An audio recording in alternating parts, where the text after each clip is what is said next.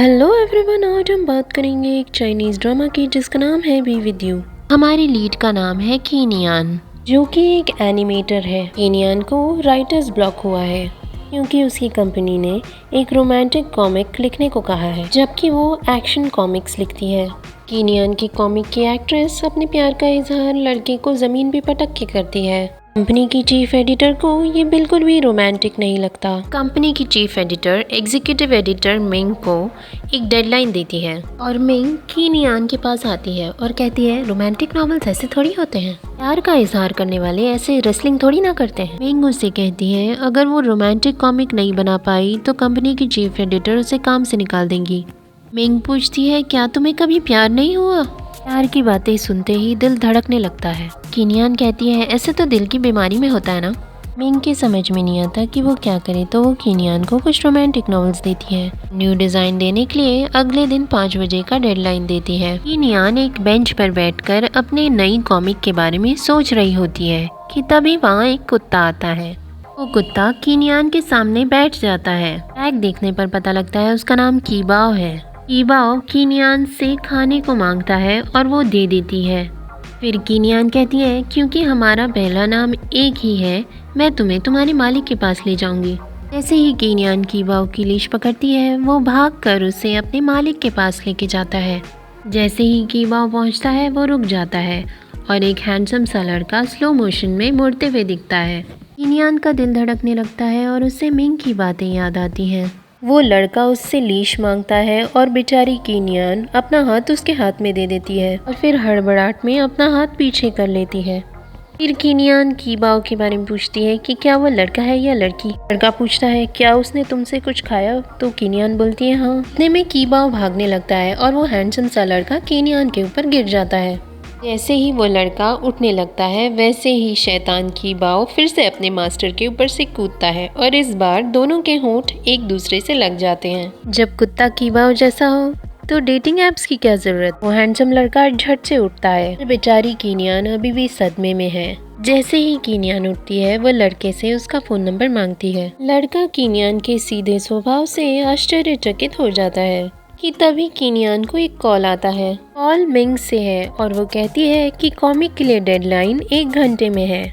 कीनियान लड़के से कहती है कि आप प्लीज़ मेरा इंतज़ार कीजिए, मैं झट से वापस आऊँगी। आश्चर्य की बात यह है कि लड़का मान जाता है। वह काफ़ी देर तक कीनियान का इंतज़ार करता है। कुछ ही देर में उसे उसकी आर्किटेक्चरल फर्म से कॉल आता है। उन्हें पता लगता है कि लड़के का नाम यानशिन है और वो उस आर्किटेक्चरल फर्म का मालिक है। यानशिन अपना नंबर एक पेपर पे लिख के वहाँ बेंच पर चिपका देता है, पर उसके जाते ही वह पेपर उड़ जाता है। कीनियान मिंग से कहती है कि उसके पास एक बहुत अच्छी स्टोरी है। फिर वो यानशिन और कीबाओ के साथ की मुलाकात की कॉमिक बनाती है।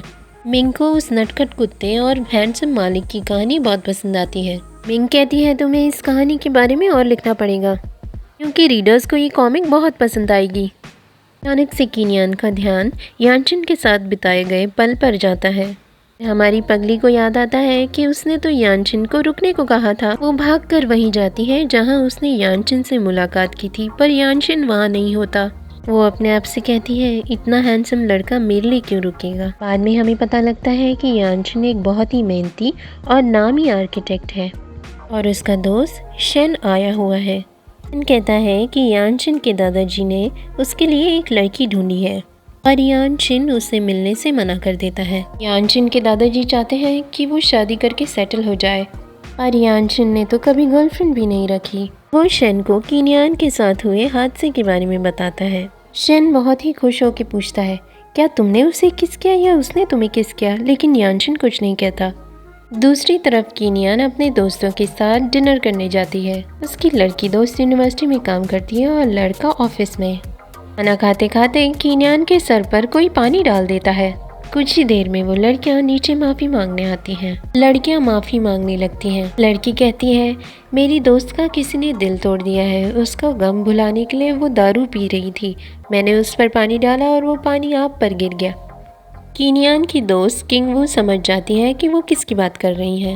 वो कहती है कि उनकी यूनिवर्सिटी में एक प्रोफेसर है जिसने सब लड़कियों के दिल तोड़ दिए हैं। वो असल में यानशिन की बात कर रही है। यानशिन एक सक्सेसफुल कंपनी के सीईओ होने के साथ साथ एक प्रोफेसर भी है। वो यूनिवर्सिटी में 1 महीने के लिए पढ़ाने भी जाता है। उसकी एक मज़ेदार बात भी है कि वो किसी के नाम याद नहीं रखता और उनके आईडी नंबर्स याद रखता है। हमारी कीनियान को तो यानशिन का नाम पता ही नहीं है। हमारी हीरोइन कीनियान के दिमाग में यानशिन को ढूंढने के लिए एक बहुत ही अच्छा आइडिया आता है।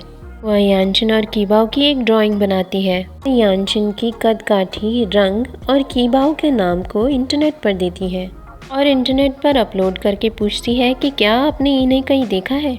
कोई तो कीनियान के ब्लॉग पर आकर कहता है कि मैंने कोई ऐसा ही व्यक्ति यूनिवर्सिटी ऑफ आर्किटेक्चर में देखा है, और हमारी कीनियान यूनिवर्सिटी निकल पड़ती है।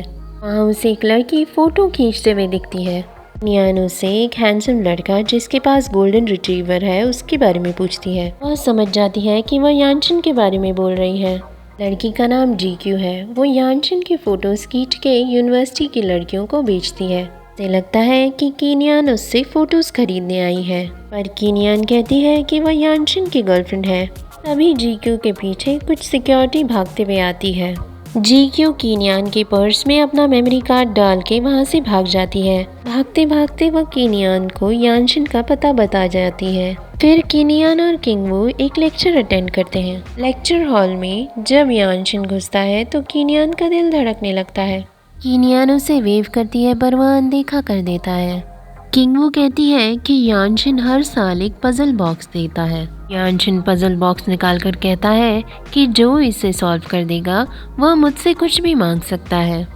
सारी क्लास की लड़कियां उस पजल बॉक्स को सॉल्व करने के लिए भागती हैं। यानशिन के हिसाब से इसे सॉल्व करना मुश्किल नहीं, नामुमकिन है। यानशिन किसी काम से बाहर चला जाता है और जब वो वापस आता है तो देखता है कि कीनियान ने वो पजल सॉल्व कर दिया है। वो कीनियान को अपने ऑफिस में ले जाता है। कीनियान की नज़र अपने बैग में पड़े एक मेमोरी कार्ड पर जाती है। यानशिन उसे ले लेता है और उसे चेक करता है। मेमोरी कार्ड में यानशिन के बहुत फोटोज होते हैं और कीनियान शर्मिंदा हो जाती है। यान साफ साफ कह देती है कि वह उसका नहीं। बातों पर वक्त ज़ाया न करके यानशिन उसे पूछता है कि उसने वह बॉक्स सॉल्व कैसे किया। कीनियान बताती है कि उसके पापा आर्किटेक्ट थे। उसके घर में ऐसे बॉक्सेस पड़े रहते थे। वह बचपन से ही इन बॉक्सेस से खेलती थी। वह इन बॉक्स पजल्स को सॉल्व करने का तरीका भी बताती है। यानशिन बोलता है अब मेरी बारी है, तुम बताओ तुम्हें क्या चाहिए। कीनियान कहती है कि मुझे तुम्हारा टीचिंग असिस्टेंट बनना है। यानशिन भी मान जाता है पर उसकी एक शर्त है। यानशिन कहता है कि हफ्ते के अंत तक उसे कीनियान का नाम याद होना चाहिए, वरना कीनियान को रिजाइन करना पड़ेगा। यानशिन को तो अपने दोस्त का नाम तक नहीं पता, क्योंकि नाम याद रखना उसके लिए फिजूल की बात है। और कीनियान सोचती है कि यह तो बहुत ही आसान होगा। दूसरी तरफ कीनियान मिंग को अपनी कॉमिक की आगे की कहानी देती है। मिंग कीनियान की प्रोग्रेस से बहुत ही खुश है। वह कहती है कि तुम अगर इसके लिए काम करती रहोगी तो हमें आगे कहानी मिलती रहेगी।